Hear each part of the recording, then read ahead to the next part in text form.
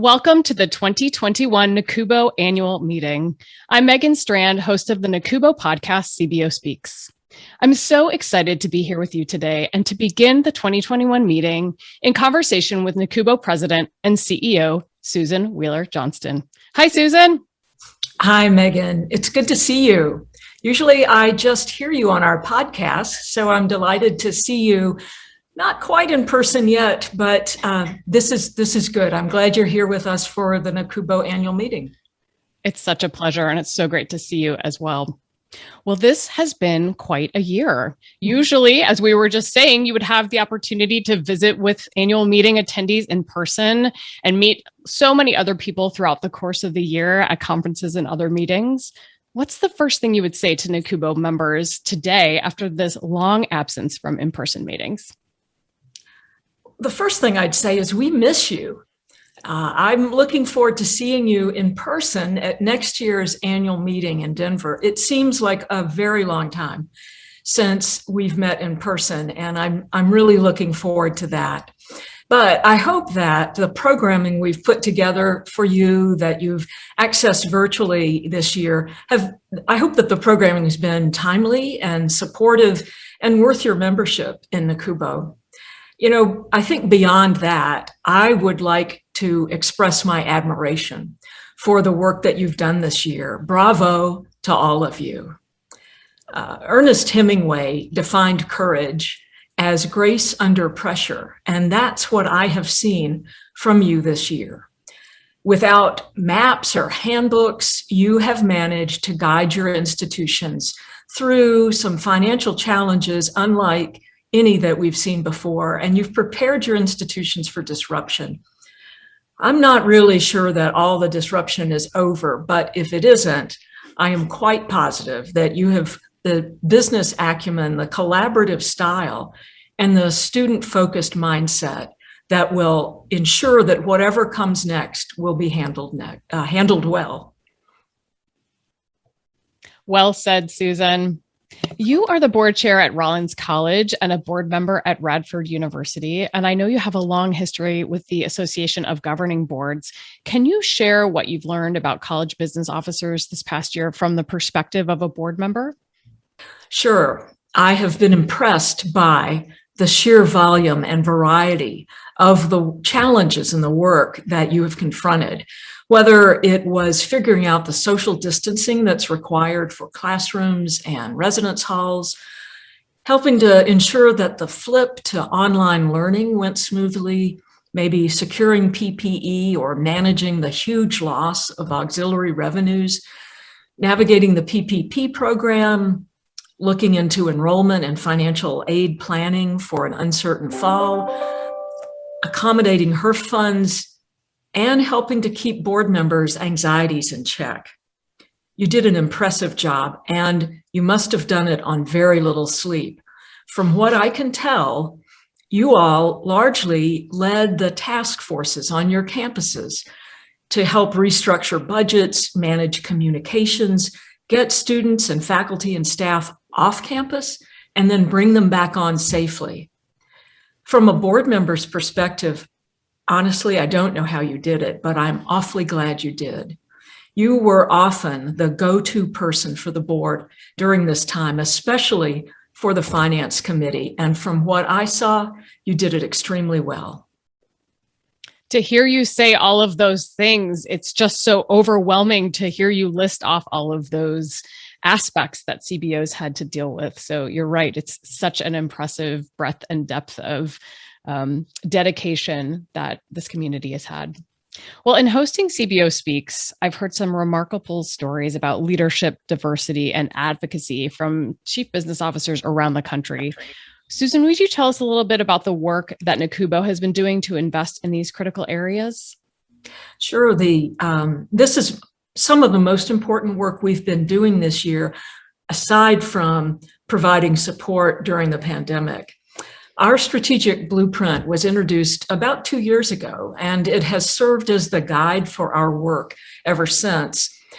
One of the 5 goals in that blueprint was to strengthen the strategic leadership role for chief business officers. And we took several approaches to that. And by the way, we're still working on it. This is an important area for us.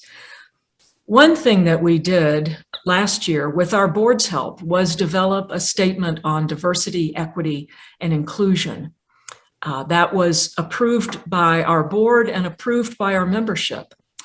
We've developed a lot of programming around it, and we've woven the principles of DEI into all of our work, both our work with our members and into our own internal work for NACUBO.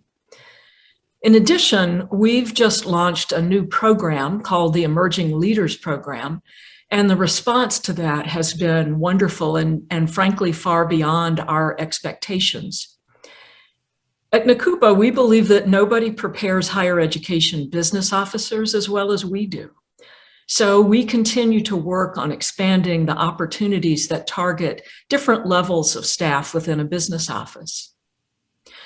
We're also putting some finishing touches on an online course on strategic finance that we hope members will find very helpful when we are ready to release that.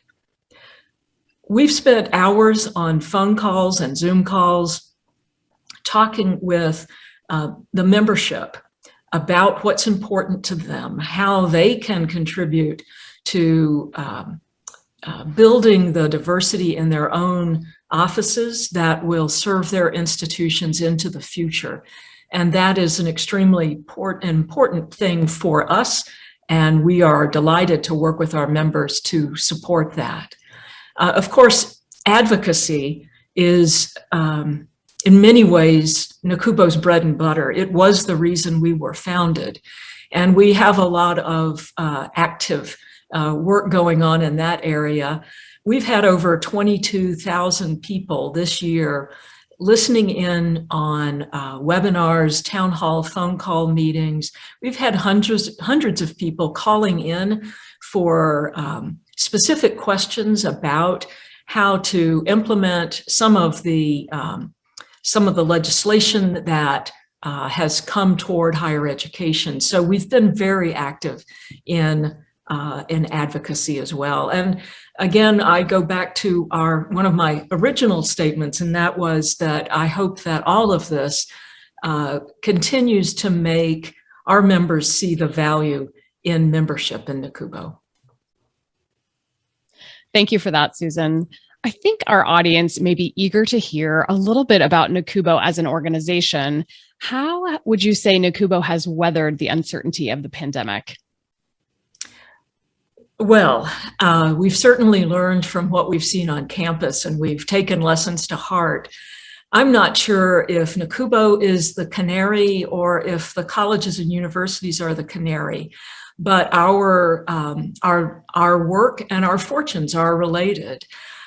So some of the things that NACUBO did early on in the pandemic are familiar to our members. We had to take a look at staffing. We had to take a look at budgeting. We knew that we wouldn't have face-to-face meetings. And so we too had to make that big pivot that everybody talks about, pivoting to online programming. And we had to look at whether we had the right kind of software and platform to make all those things happen. But I would say that throughout it all, we have done very well. And of course, that's my opinion on the inside of NACUBO, but I hope that it has been felt that way as well by the people who've participated in our programs. We have come through the year feeling very much engaged with our members, and that's been critical to us. We've learned a lot from our phone calls and other gatherings with members. And I think that we go forward together. The institutions that are our members and NACUBO as the membership association, we go together into the future, I think, with some of the same lessons learned, and we will continue to learn from you as I hope you learn from us. It's excellent to do that all in community. Well, Susan, an annual meeting typically marks the beginning of a new year and in some sense, a fresh start.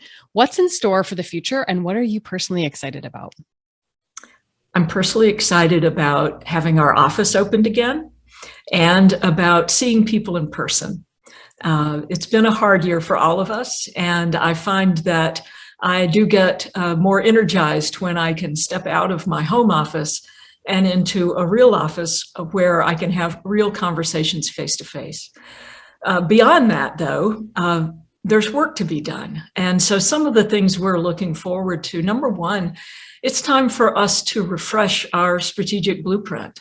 I don't think that it's reasonable to think that a plan created 2 or 3 years ago is exactly what's needed after a pandemic. And so we will be refreshing our strategic blueprint. And in the process of that, we will want to continue to hear from members about what's important to them, what they need next, and how they see the future of their institutions, their role, and higher education.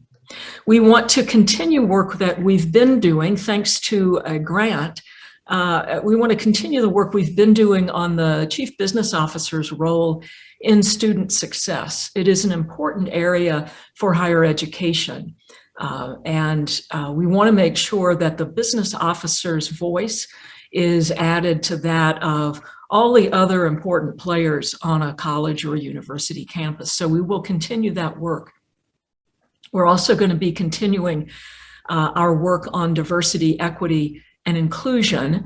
And while our CBO profile has not yet been released, the latest one, I can tell you from looking at early results that this work on diversity, equity, and inclusion is still very much needed. And so we will continue to focus on that. I am excited about reaching out to members, whether it will be in person as I travel around the country or getting on the phone or video with small groups and individuals. That's going to be important to us as well. So those are some of the things, Megan, that we're looking forward to in the next year. And also this time next year, we're looking forward to having our annual meeting in person. Thank you so much, Susan, for kicking off this year's annual meeting on such a positive, powerful note. And for those of you online, thank you for being here and welcome again. I hope you enjoy your time at this year's annual meeting.